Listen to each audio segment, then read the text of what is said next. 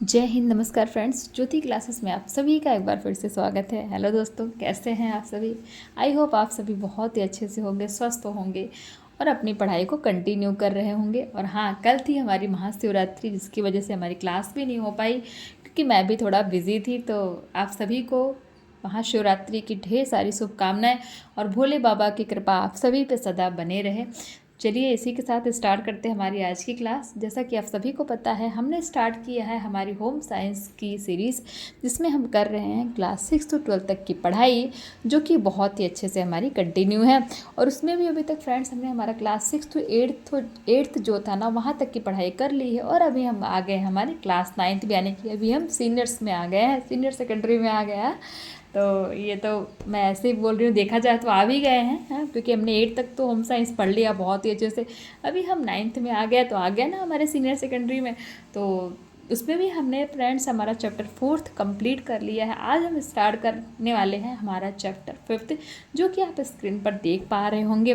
तो जो हम ये सीरीज़ कर रहे हैं ना क्लास 6 to 12 तक की, तो उसका बस एक ही हमारा टारगेट है कि एक बार आप अपना होम साइंस का जो भी कॉन्सेप्ट है उसको अच्छे से क्लियर कर लें, यानी कि जो भी होम साइंस का सिलेबस है उसको अच्छे से पढ़ लें। फिर होम साइंस से रिलेटेड कहीं पे भी किसी भी स्टेट में कोई भी वैकेंसी निकलती है ना फ्रेंड्स, कोई भी एग्ज़ाम्स होता है, आप किसी भी एग्ज़ाम को क्रैक करने के लिए अपने आप को प्रिपेयर पाएँ।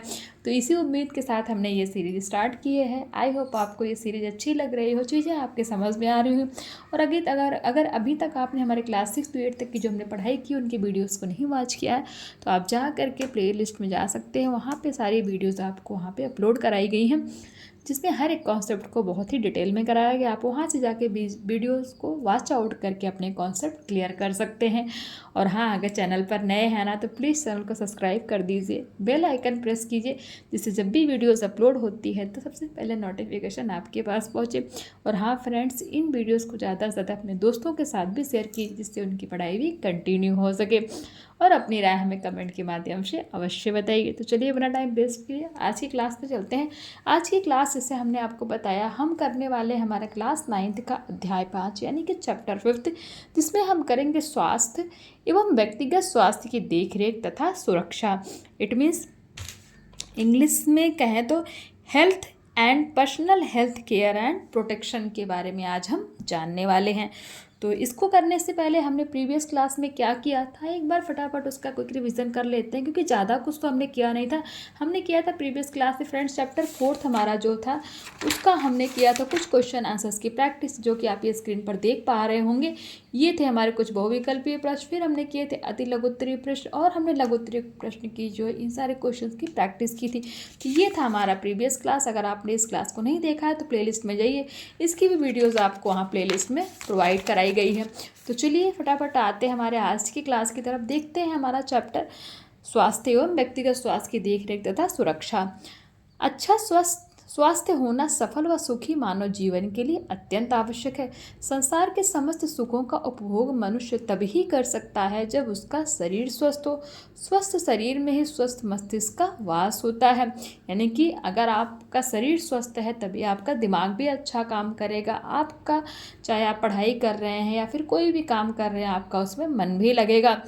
जब उसका शरीर स्वस्थ हो,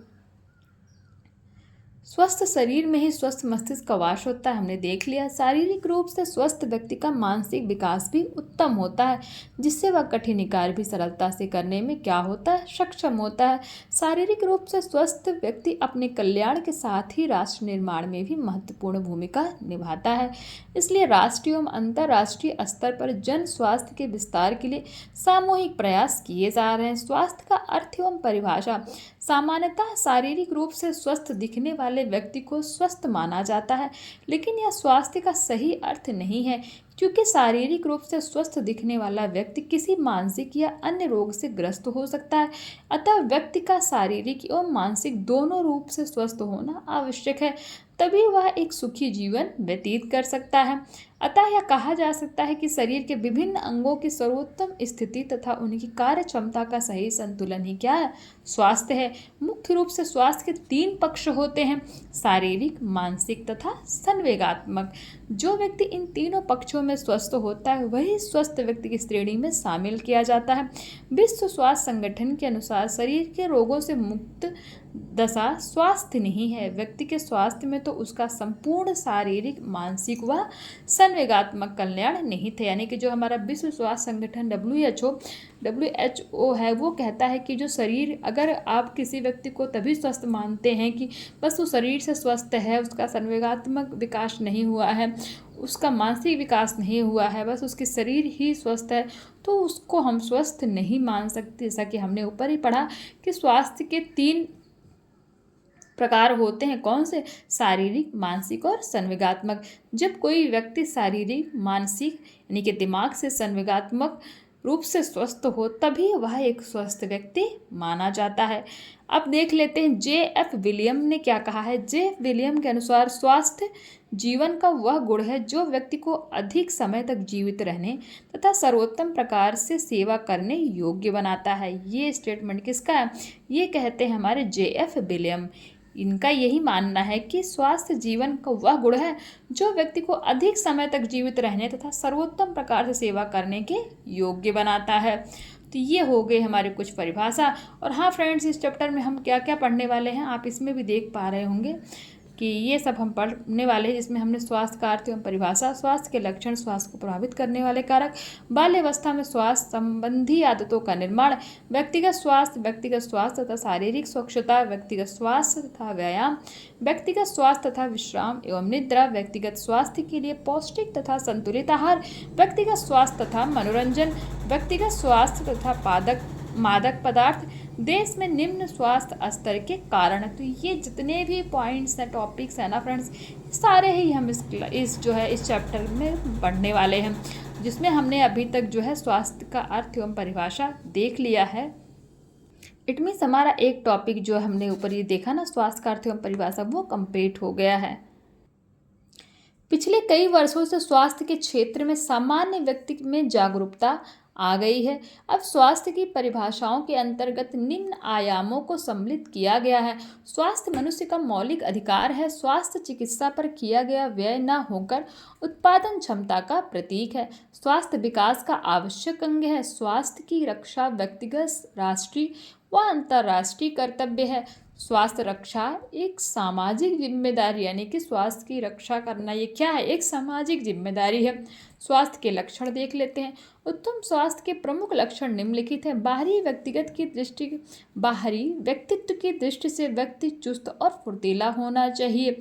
स्वस्थ व्यक्ति का वजन उसके शरीर की लंबाई व आयु के उचित अनुपात में होना चाहिए। सामान्य से कम या अधिक वजन शारीरिक अस्वस्थता का लक्षण है। नंबर 3, स्वस्थ व्यक्ति का अस्थि तंत्र यानी कि संस्थान सामान्य रूप से विकसित होना चाहिए। शरीर की अस्थियां उपयुक्त संरचना में होनी चाहिए। अस्थियों के जोड़ उचित अवस्था में हो। वक्ष स्थल विकसित एवं सामान्य फैलावा वाला होना चाहिए।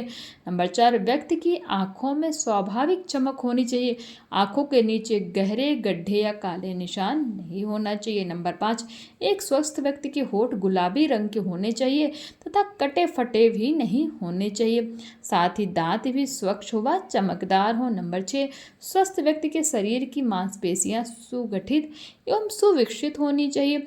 नंबर 7 में देखते हैं, एक स्वस्थ व्यक्ति की त्वचा चिकनी, हल्की व तैलीय होती है। चमकीले, घने तथा मजबूत बाल अच्छे स्वास्थ्य के क्या हैं? लक्षण हैं। नंबर 8 में, स्वस्थ व्यक्ति का शारीरिक ढांचा संतुलित अवस्था में होता है। नंबर 9, जिस व्यक्ति का स्वास्थ्य अच्छा होता है उसे गहरी निद्रा आती है, यानी कि गहरी नींद आती है तथा उसकी पाचन क्रिया भी नियमित व सामान्य होती है। नंबर 10 में, स्वस्थ व्यक्ति के विभिन्न आंतरिक शारीरिक तंत्र जैसे पाचन तंत्र, स्नायु तंत्र, परिसंचरण तंत्र, श्वसन तंत्र, उत्सर्जन तंत्र सक्रिय अवस्था में होने चाहिए। नंबर 11, ऐसे व्यक्ति का मानसिक नियंत्रण अच्छा होता है जिसे क्रोध, ईर्ष्या, भय आदि पर नियंत्रण करना आता है। नंबर 12 है, मानसिक रूप से स्वस्थ व्यक्ति आत्मनिरीक्षण द्वारा सामाजिक एवं पारिवारिक सामंजस्य स्थापित कर सकता है। मानसिक जीवन में उन्नति व परिपक्वता सर्वांगीण दृष्टिकोण के विकास में सहायक होती है। तो फ्रेंड्स, ये कुछ हमने पॉइंट्स देखे जो क्या थे? स्वास्थ्य के लक्षण, यानी कि अगर किसी का स्वास्थ्य अच्छा है जिस मनुष्य का, तो सभी के अंदर ये सारे लक्षण पाए जाते हैं। तो ये आपने देख लिया। नेक्स्ट हमारा जो टॉपिक है उसको हम देखते हैं। नेक्स्ट है हमारा स्वास्थ्य को प्रभावित करने वाले कारक। इसके बारे में हम जानते हैं। आइए देखते हैं। It means factor affecting of health है। स्वास्थ्य को प्रभावित करने वाले कारक, फैक्टर इफेक्टिंग ऑफ हेल्थ के बारे में हम देखते हैं। स्वास्थ्य को प्रभावित करने वाले विभिन्न कारक होते हैं जो व्यक्ति के स्वास्थ्य पर अनुकूल व प्रतिकूल प्रभाव डालते हैं। अतः इन कारकों को समझना अति आवश्यक है, जिसके अनुकूल रूप से प्रभाव डालने वाले कारकों को ही अपनाने का प्रयास किया जा सके। ये आप देख पा रहे होंगे स्क्रीन पर। स्वास्थ्य को प्रभावित करने वाले कारक इसमें है आनुवांशिकता यानी कि जेनेटिक, आसपास का वातावरण, स्वास्थ्य सेवाएं, सामाजिक आर्थिक परिदृश्य, रहन सहन का तरीका। अब देख लेते हैं कि जो आनुवांशिक, अब ये देखिए ये सब जो आपको चार्ट दिख रहा है ना, इसके बारे में एक एक करके पॉइंट को हम पढ़ते हैं। देखते हैं। नंबर 1 है हमारा आनुवांशिक, जेनेटिक। प्रत्येक बच्चे या शिशु की शारीरिक संरचना माता के गर्भ में ही निर्धारित होती है। साथ ही विभिन्न प्रकार के लक्षण भी माता से शिशु में स्थानांतरित होते रहते हैं, यानी कि आते रहते हैं। आज चिकित्सा विज्ञान में चिकित्सकों ने कई ऐसी बीमारियों की खोज की है जिसका संबंध आनुवांशिकी से होता है। गर्भावस्था में माताओं के शरीर से शिशुओं में विभिन्न प्रकार की कमियां एवं बीमारियां स्थानांतरित होती हैं, जिसका विपरीत प्रभाव शिशुओं पर पड़ता है। वहीं दूसरी ओर स्वस्थ माता पिता से विभिन्न प्रकार के बाहरी रोगों से लड़ने की शक्ति भी शिशु को जन्मजात ही प्राप्त होती है। अतः आनुवांशिकी स्वास्थ्य को प्रभावित करने वाले कारक महत्वपूर्ण कारक है। नंबर 2, आसपास का वातावरण। मनुष्य के स्वास्थ्य के चारों ओर का वातावरण प्रत्यक्ष रूप से प्रभावित करता है, जिसमें भौतिक, जैविक और सामाजिक वातावरण शामिल होते हैं। नंबर 1, भौतिक वातावरण में जल, वायु, मौसम, आवास, आसपास फैले कूड़ा करकट तथा वस्त्र आदि शामिल है, जो मनुष्य के स्वास्थ्य को प्रत्यक्ष रूप से प्रभावित करते हैं। जैविक वातावरण में क्या आ जाते हैं? जीव जंतु, पेड़ पौधे, मक्खी मच्छर, सूक्ष्म जीव जैसे कीटाणु, विषाणु, फफूंदी आदि शामिल होते हैं। ये किस में आते हैं? जैविक वातावरण में आते हैं। नंबर 3, सामाजिक वातावरण में क्या? इसमें हमारे रहन सहन, संस्कृति, परिवेश एवं राजनीतिक व्यवस्था सम्मिलित है। तो ये तीनों आपने वातावरण देख ले, 3 प्रकार के, भौतिक, जैविक और सामाजिक।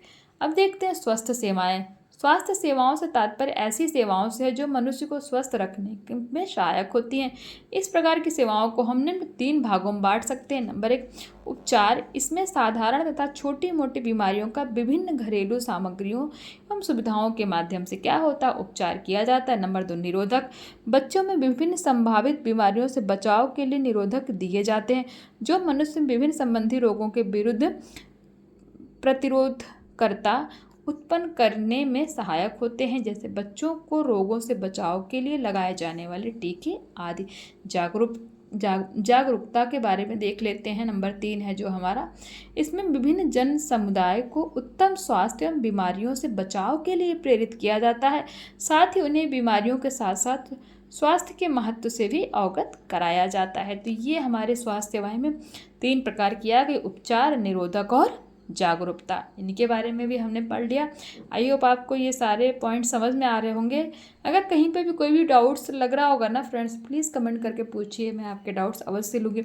एक एक वर्ड को ज़्यादा डिटेल में इसलिए नहीं करवा रही हूँ क्योंकि क्लास बहुत बड़ी हो जाएगी और हमें पढ़ना बहुत ज़्यादा है, इसीलिए मैं आपको बुक अच्छे से पढ़ के बता देती हूँ। जहाँ मुझे समझ में आता है कि हाँ आपको नहीं समझ में आएगा, वहाँ मैं खुद आपको समझाती हूँ।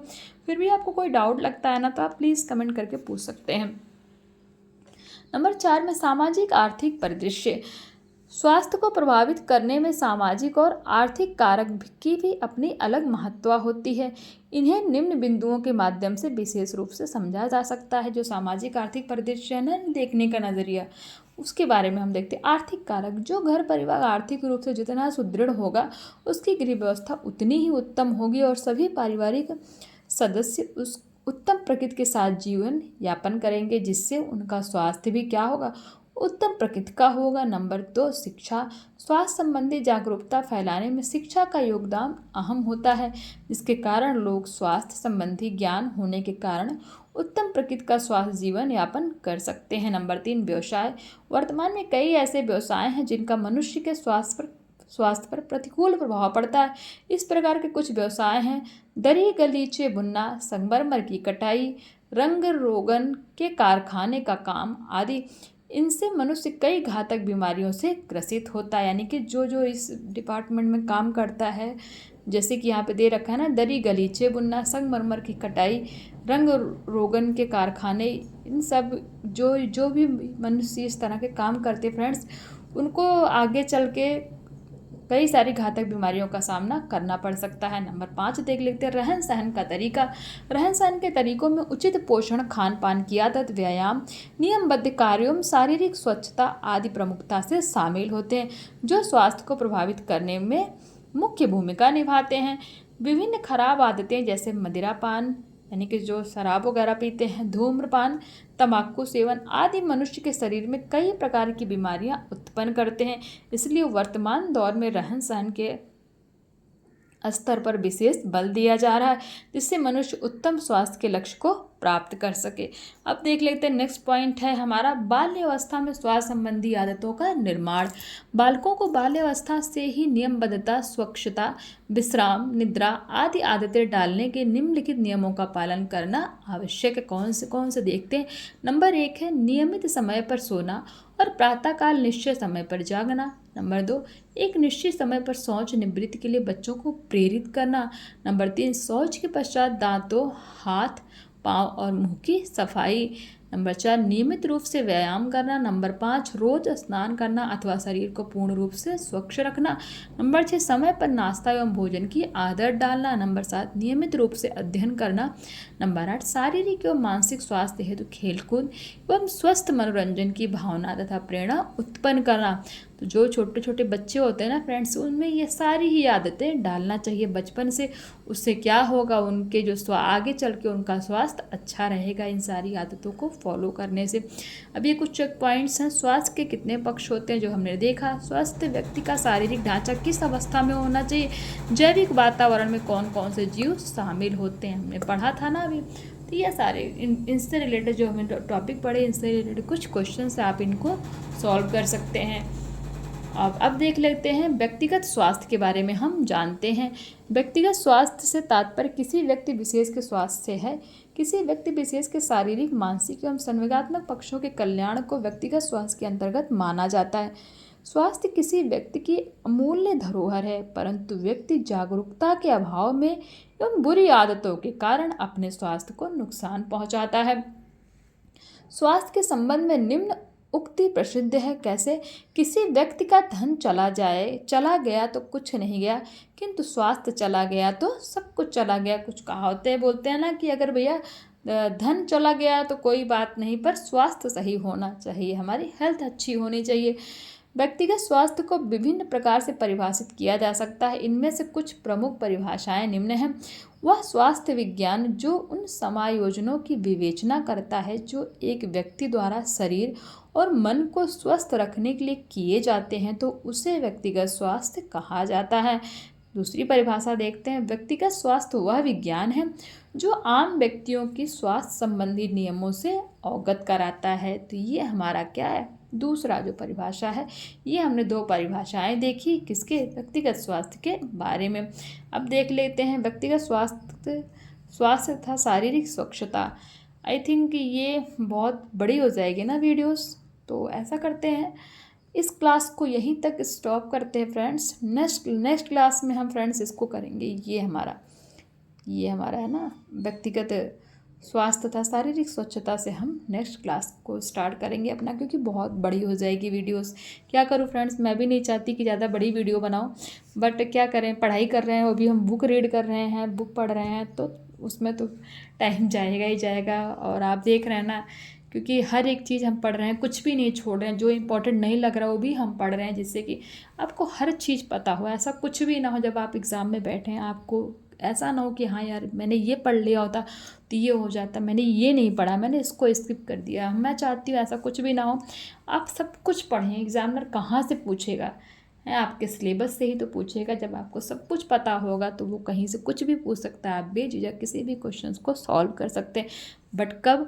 जब आप जो है इसको अच्छे से पढ़ेंगे, अच्छे से इसका बार बार रिवीजन करेंगे, तब आपकी चीज़ें माइंड में फीड होंगी। एक बार पढ़ने से फ्रेंड्स कुछ नहीं होगा।